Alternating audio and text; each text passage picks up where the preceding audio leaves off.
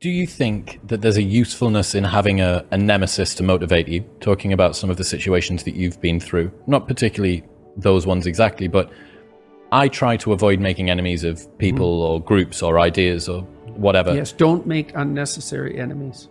But there is an extra level of fire that gets lit underneath you when you're going up against someone, and I miss it sometimes. There's a price that you pay for peace. Yeah, well, then you just have to look at yourself harder and find the nemesis, because it's there all the time, right? I mean, there's always parts of yourself that you can overcome. And so that's William James' moral equivalent to war, essentially. Now, if you need something to grapple with, and you probably do, you can find that. You just look inside, you'll find something to grapple with. Inadequacy, weakness, susceptibility to temptation, narcissism, pride, envy, revenge, resentment, frustration, lack of faith, all of that'll keep you occupied if you really grapple with it. And yeah, I mean, that's an ancient theological question. What's up with the devil? Why does the possibility of evil exist? Why is there an eternal adversary? See that reflected in Cain and Abel, right? At the beginning of the Genesis stories, essentially. The first two human beings are good set against an adversary. And that's what opens history, that story. You think, well, why would God construct a reality where an adversary exists? And maybe it's because all things considered, a world with an adversary is a better world, just like a garden with a snake in it is a better garden. These things aren't easy to understand. No snake, no necessity to contend with snakes. So why be awake at all? No adversary, no challenge. Why be challenged? Because maybe you're better for the challenge. And maybe that's the challenge, to see if you can be better for the challenge. But that should be internal. Well, fundamentally, if it isn't, you'll find it externally, because you'll demonize someone to turn them into Satan so that you can find an adversary. And then that's very unfortunate for you and for them. That's the problem. It's just not as big a battle. It's like you battle with someone external who's malevolent, let's say, or you think they are, and usually you've got that mostly wrong, but not always. But if the battle is inside, which is where it's supposed to be, most fundamentally, then it's it is the ultimate challenge. And that's the infinite game. The external one is battle between good and evil on a playing field of chaos and order. It's the eternal game. And, you can play that out in the external world, but part of what the religious enterprise is about, and the Christians have really contributed to this, is the notion that sacred battle is fundamentally spiritual, which is to say, in some sense, fundamentally psychological. It's to be fought on the battleground of the soul, internally. It's a subjective issue. How do you defeat evil? You defeat the evil in your own heart. That is how you do it. And so if that's all being acted out for you in the world, well, you've misplaced Satan.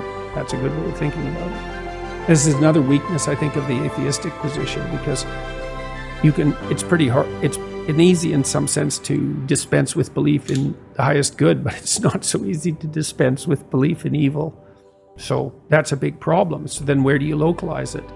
And you can find evidence of it everywhere, certainly in institutions. I mean, that's the whole systemic racism, corrupt patriarchy narrative, is that Satan is to be found at the core of our institutions. And to some degree, that's true, because everything we do is corrupt to some degree. And so then do you fight it sociologically? You're the good person and the institution is Satan? So you're so good, are you? You're so sure of that, are you? You've got everything in order, or do you? And you might say, well, do you have to have everything in order before you fight evil on the sociological front? And the answer is, well, no, because you're never going to have everything in order, but you still shouldn't put the cart before the horse. It's a spiritual battle. And it's taken people thousands and thousands of years to figure this out. Now, first of all, it was the snake. What's evil? What's malevolent? The predatory reptile. Fair enough, man. I mean, we've been fighting with predatory reptiles for 60 million years as mammals. 60 million years. So it's a good first pass approximation. It's the snake, the poisonous snake, the external enemy, the predator. But what about the predator and other people? Oh yeah, that's even worse, man. It's like how predators are one thing, but predatory people, other tribes, man, they're brutal. They're brutal.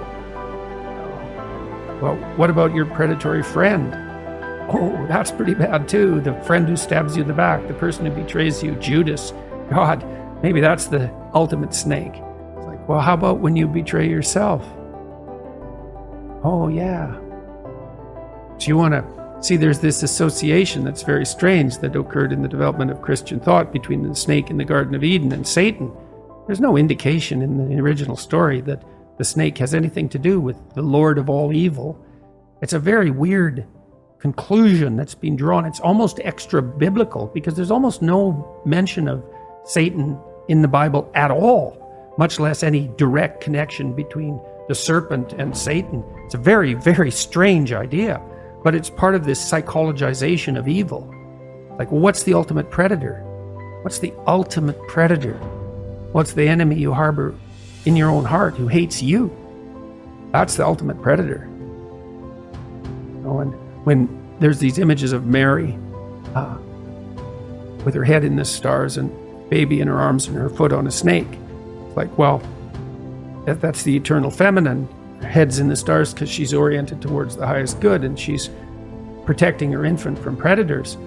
That could be an actual predator. That's been the case throughout not just human history, but mammalian history. Could be other people who are predators. Could be men who are predators. Could be her, who's a predator. The devouring mother. It's like, well, what's the ultimate locale of genuine evil? Well, the highest religious answer is, that's in you. That's the proper place to battle it out. And I think that's true. I think it's literally and metaphorically true. And I was convinced of that in part because of Solzhenitsyn's writings, because Solzhenitsyn identified the totalitarian state with the willingness of the subjects of that state, the subjects and the perpetrators at the same time, to live by lies. No totalitarian state if people don't lie. And every time you lie in support of the totalitarian state, then you're the perpetrator. And that's a psychological issue. It's like, you're going to lie to get along or not? Say, well, what does it matter? I'll go along with it. It's okay. We'll see how it matters, because it matters. And that's all a psychodrama as far as I'm concerned. Fundamentally, when it's properly placed. You've got plenty of problems to take care of on your own front. And that's where you should concentrate your efforts.